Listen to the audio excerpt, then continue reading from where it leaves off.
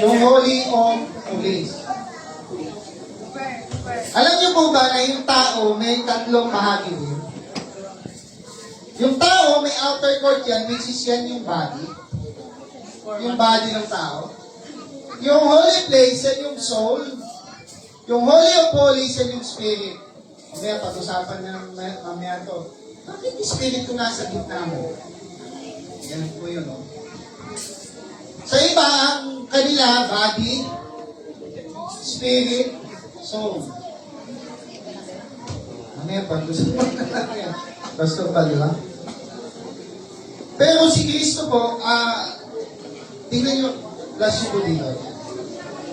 Pwede po pataas. Ang verse po niyan ay 33. 34 po. 34.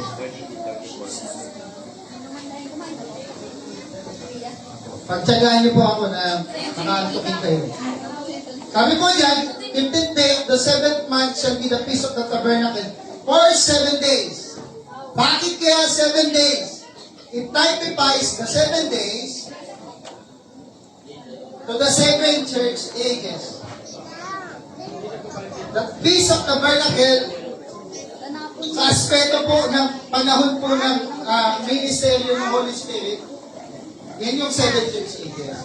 Pagdating naman doon sa aspeto ng tribulation, yan po yung 7 years tribulation. So, yan po ay may kinalaman. Itong pista na to, kasi ba't ginagawa niyo ba to? Ginagawa natin to sa aspeto ng typology para sa atin. Tingnan niyo po doon sa baba, pag 35. Pagtsagaan niyo lang po ako. On the first day, Holy Convocation po yan. Wala daw magagawa ng kahit na anong gawa. Alam niyo po ba, pagka dito na ang pinag-usapan, sa church ages, ang ibig sabihin ng wala nang gawa, 7 days daw walang gagawa, dito, tumigil yung kasalanan. Ito yung panahon ng grasya. Yung grace age. Binigyan tayo ng pagkakataon ng Panginoong Jesus na makapagtagumpay dun sa kasalanan. Dahil, bakit? Binigyan, siya yung namatay para sa iyo. Nung sabi ng Panginoong Jesus, tapos na. It is finished, sinabi niya. Binigyan niya ng partida yung Gentiles para sila ay makahulagpos doon sa kasalanan. Ilan po ba kayo? O parang may sis muna. Teka, bibigyan ko ng pagkakataon.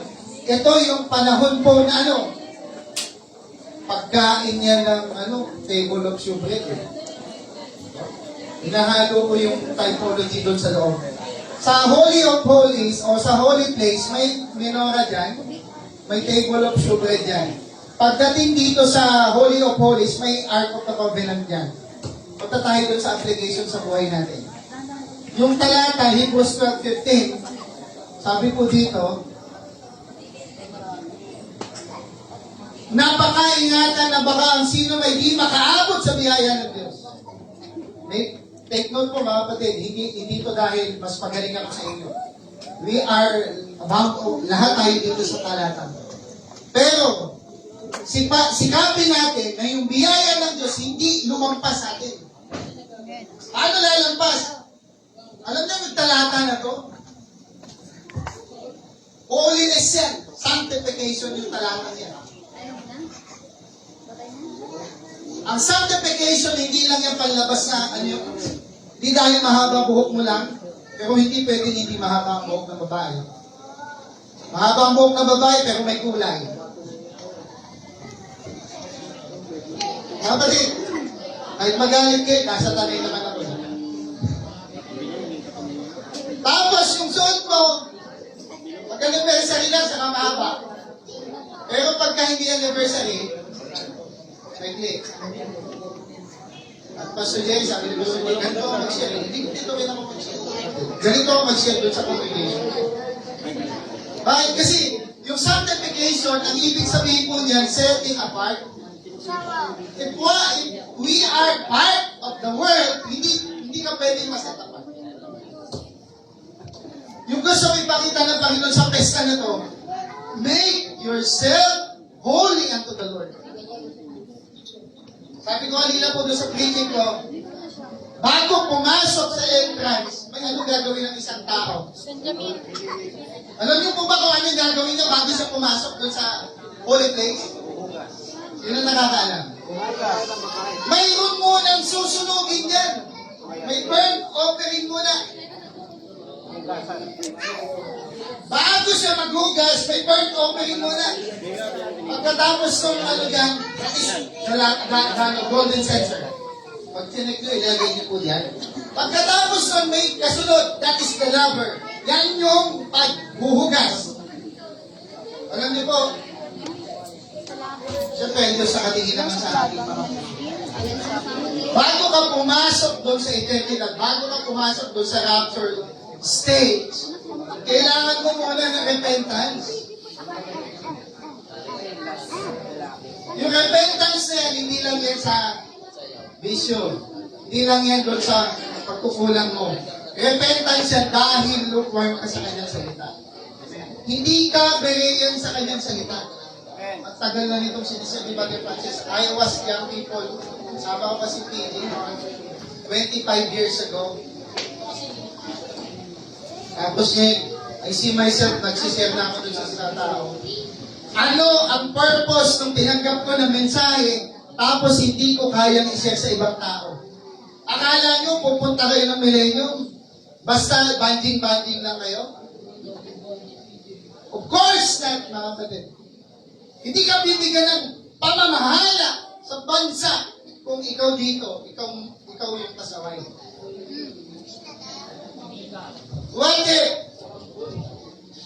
What if 9 years na lang ang gagawin mo? How do you spend your days, your time sa panahon na to? Ay, hindi. Babaliwalain ko lang yung mga pinagsasabi ng itong men. Paano kung sabi ni Pastor Romy, 1 taon na lang?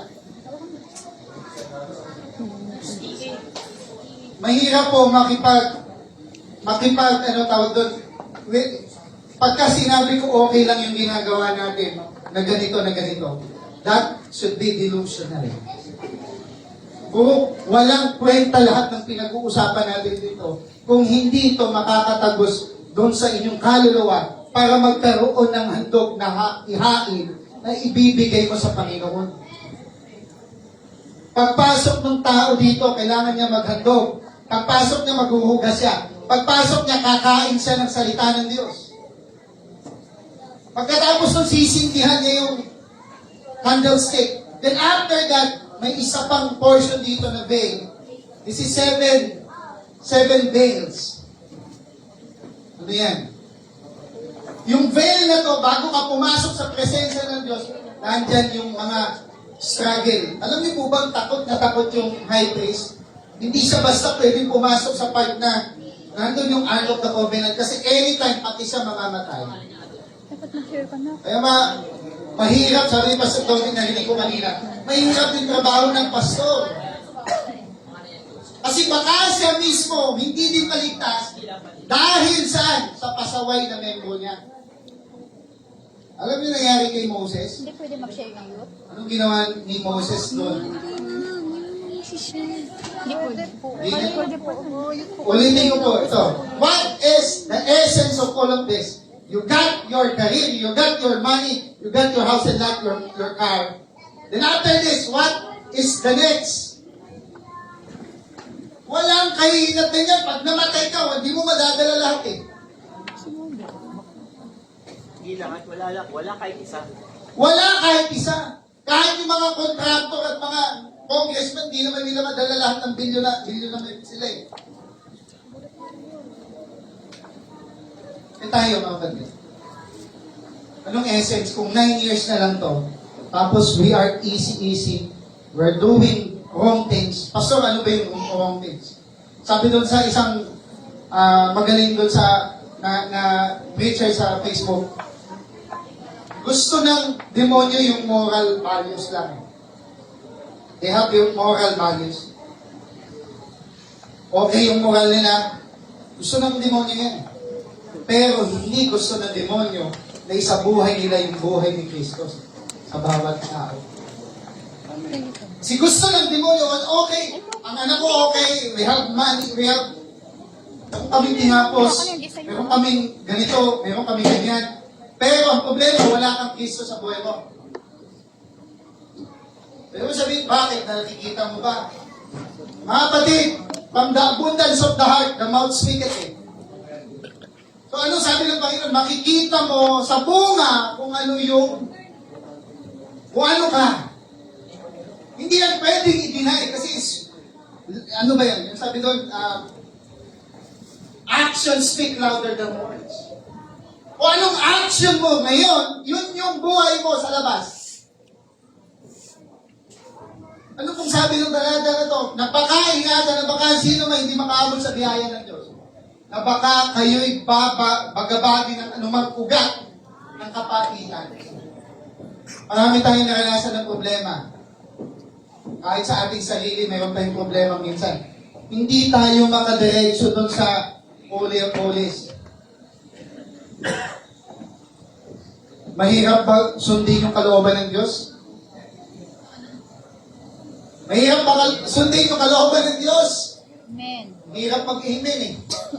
Kasi bakit inisip mo sa sarili mo, may nagagawa akong kasalanan, kaya hindi ako karapat-dapat. Ang tanong, kailan ka magsisimula? Kailan ka magsisimula bumalik sa Kanya? Kahit pa birahin mo lahat ng mga gagawa dito, in the end, ikaw at ang Panginoon, magsusulitan kayong dalawa. Amen. Kahit sabi mo, lahat naman ng manggagawa, bagsak ang mga pamilya eh. Hindi nyo pwedeng idahilan yan. Kasi you have your own, yung sarili nyo, haharap yan sa Panginoon. Then doon natin ma-realize, kapatid, hindi pala. Kailangan pala ikaw din, huwag mong titingnan yung mga, sabi dito, baka mapagabag pa ikaw at yung kapaitan na yun, yung dahilan kung bakit mahawa yung marami. Diretso ka lang po yung Leviticus. Pastor, bigyan mo ng extension konti lang. Kasi gusto ko lang sabihin sa Panginoon. Sa puso ko nalulungkot ako dahil parang nandun tayo sa stage na we are down. No? Hindi natin nakikita to. Because ang nakikita natin, yung mga pansamantalang bagay na nakalagay sa harapan natin, pero yung future, hindi mo makita. Bakit? Yun yung dahilan kung bakit may kang kapaitan.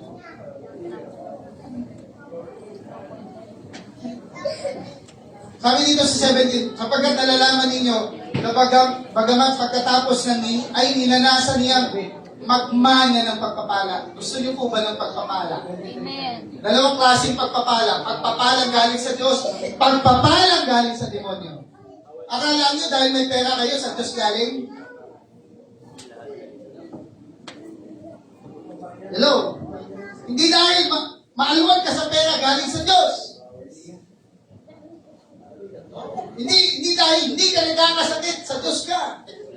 At yung may sakit, hindi sa Diyos. At yung naghihirap hindi sa Diyos. Akala natin, bagsak yung mga anak nito, kawawa, hindi talaga ito yung mensahe. Oh, come on. Bakit po? I experienced that. Experience ko yun. Hindi yun ang basihan. Ang basihan, sabi ng talata, looking lest any man fail of the grace of God. Alam niyo po kung sino to? Hindi to unbeliever. Yung talatang ito. Itong talatang ito, mga believer. Pag ikaw nakahulag po sa grace of God, pasensyahan. May isang doon sa Facebook, sabi na, basta pag ako predestinado, pabalik din naman ako. Pag predestinado daw yung tao, kahit daw anong gawin. No, huwag niyong gawin po yan.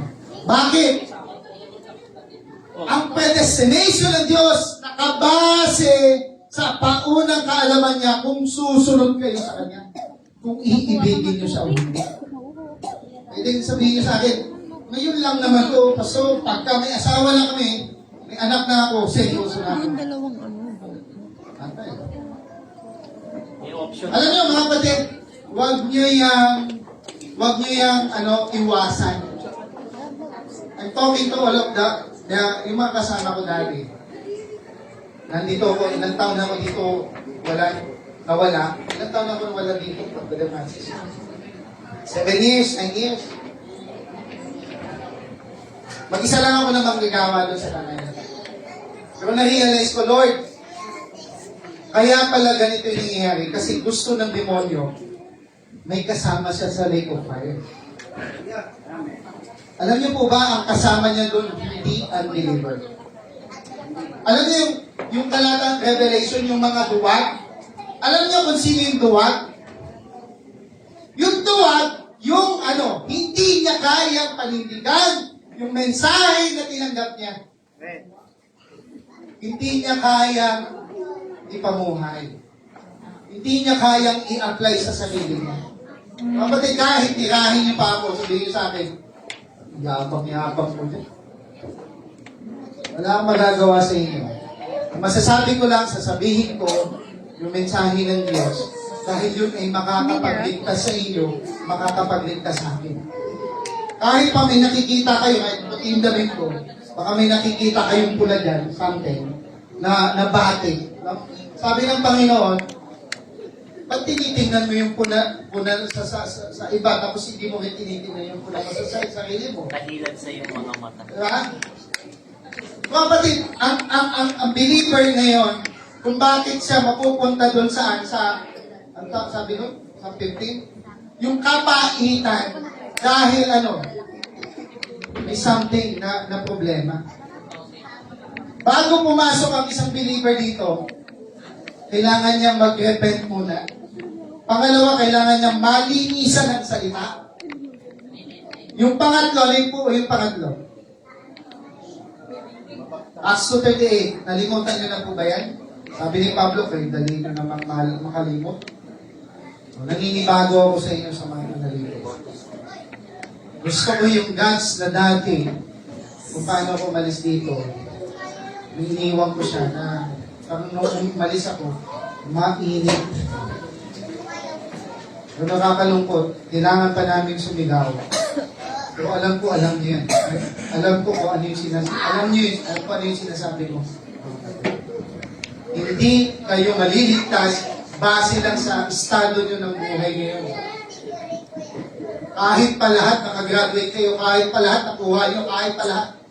Pero ang iniiwasan nyo yung mensahe, sorry to tell you, hindi kayo sasamahan ng Diyos. Last na po, yung panguli, yung pangatlo, the gifts of the Spirit. Pagpasok mo dito, susunugin ka dito. Si Kristo sinunog. Saan sinunog si Kristo? Doon sa kanyang ministry. From ministry to His death. Ano yung pagsunog dito? May tribulation dito sa church ages. May sunog dito talaga. Literal na sunog. Katayan, susunugin ka. So, yung handog natin, kailangan sinunog. Ito yung ine-emphasize ko kanina. Sinunog siya in the sense na pinagandaan niyo po siya. Masaya kami kasi pinagandaan ko na makapunta dito. Hindi lang nakasama yung iba. Na makapag-share din ako, makapag-invite. Mga kapatid, hindi na to panahon ng pagiging iyakin. Pagiging balat sibuyas. Hindi na to panahon ng pag natamaan ka, iiyak ka. Oh, sabi ng Panginoon, you see eye to eye. May last verse po ako, last. Pwede pa-plus dito.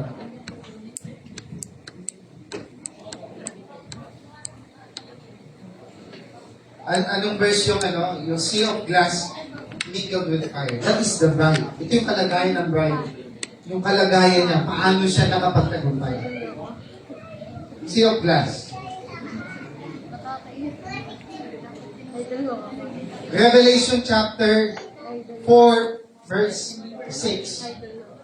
Pwede po ba magbukas kayo ng Bible? O pwede makita nung, kung nakakaantok man yung preaching ko, pagpasensyahan nyo na. So sasabihin ko sa inyo mga batid, yung sea of glass na to, hindi to basta-basta ang pinagdaanan. Hindi ka lulusot doon sa rapture kung hindi mo dinaanan to. Hindi ikaw yung nangaaway, ikaw yung laging inaaway. What I mean is, ikaw yung piniprejudice. Hindi ikaw yung ano. Prejudice. Sa harapan ng luklukan, tingnan niyo po to. And out of the throne, was seated lightnings, and thunderings and voices. And there were 7 lamps burning in fire. Saan yung 6. Before the throne, there was a sea of glass like unto crystal. Sino yan? Yung kalagayan ng pride, talagang dumaan siya sa matinding training, pagsubok, lahat po yun. Pero hindi, alam niyo mga kapatid, hindi tayo ang dapat na magkagatan. Hindi tayo ang dapat magbatuhan ng sa isa't isa. Para magawa mo yung sea of glass, kailangan mo yung kapatid mo. Kailangan mo yung kapatid mo para mag-check, mag-correct. Sa piece of the tabernacle, ang kailangan nila, boots, by boots po yan. Bawat pamilya may kanya-kanyang boots. Huwag niyo sabihin na nag-aaway-aaway yung tribes of Jerusalem, Israel. Hindi. Mahal nila ang isa't isa. Kung anong kulang dyan, binibigay doon sa bawat isa. Hindi yan nagpapagalingan, hindi yan nagpapataasan. Yun yung kalagayan ng sea of glass, light unto crystal. Sabi niya dyan, nasa gitna siya ng throne. Bakit siya nasa gitna ng throne? Kasi she is the very special to God. Bakit? Dumaan siya dito. Hindi lang to basta tribulation literal. Dumaan yan sa lahat ng klase ng pagsubok. Hindi ang pagsubok na hindi lang kumain. Hindi lang yung pagsubok na nawala ng bigas. Hindi ang pagsubok na walang nasakyan. Hindi lang yan. Pagsubok yan, ano? Nagbakbakan doon sa kanyang mensahe, doon sa salita. Nausigin, ba't mo ginagawa yung mga ganyan? Kailangan pa ba yan? Pakita niyo sa akin anong kailangan ngayon. Sabi ng isang quote, the idle mind is the devil's playground. Pag idle ang tao, papasok ang demonyo dyan. Kahit papastor yan. So, yun lamang mga kapatid, sana makapagbigay po ito ng makapagbigay ng inis. Enlightened. Inis.